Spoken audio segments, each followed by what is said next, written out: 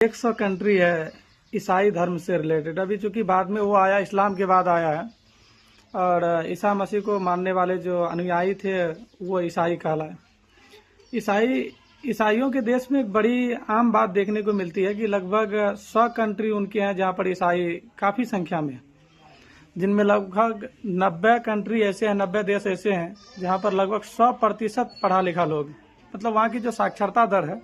100% है। और भारत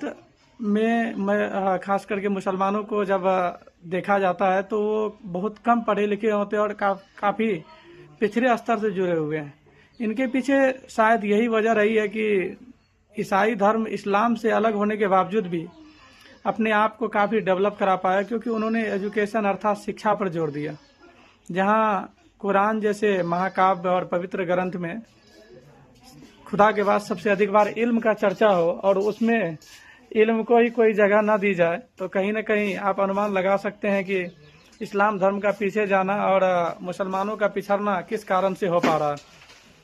उनके अलावा लगभग पूरे दुनिया में 83 कंट्री ऐसे हैं जहां पर मुस्लिम मतलब बहुत ज़्यादा और कम मात्रा में है, और उनमें 57 कंट्री लगभग मुसलमानों का एक संगठन के तौर पर भी है। इनके बावजूद भी हर कंट्री की अगर आप साक्षरता दर निकाल करके देख लें तो हर कंट्री की साक्षरता दर जो है वो बहुत कम है। तो मुसलमान के पीछे जाने के पीछे कोई शासन या कोई व्यवस्था नहीं रही है, उनकी खुद के सिचुएशंस रहे हैं, क्योंकि उन्होंने अपने बच्चों को या फिर अपने आप को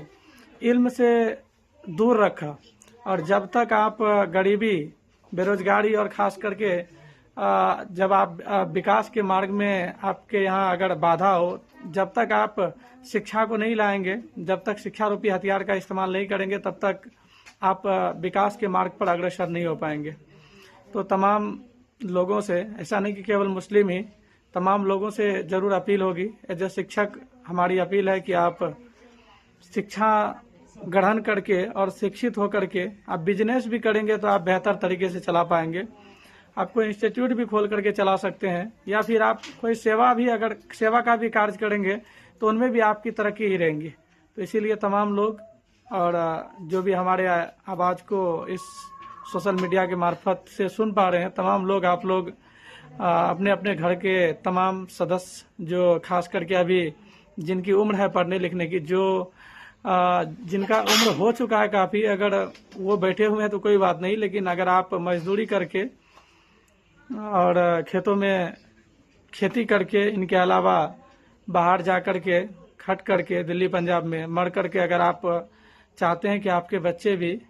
आने वाले समय में आप ही की तरह काम करें, तो निश्चित तौर पर आप अपने आप को शिक्षा से दूर रखें। लेकिन अगर आप चाहते हैं कि आपके बच्चे आने वाले समय में सही मार्गदर्शन प्राप्त करें और विकास के मार्ग में अग्रसर हो, तो निश्चित तौर पर हम तमाम लोगों को शिक्षा पर ध्यान देने की जरूरत है। क्योंकि दुनिया की कोई भी कंट्री है, वो जब तक शिक्षा प्राप्त नहीं किया तब तक वो डेवलप नहीं हो पाया। तो शिक्षा निश्चित तौर पर हम लोगों का मौलिक अधिकार भी है और इन्हें प्राप्त करना हमारा परम धर्म भी है। धन्यवाद।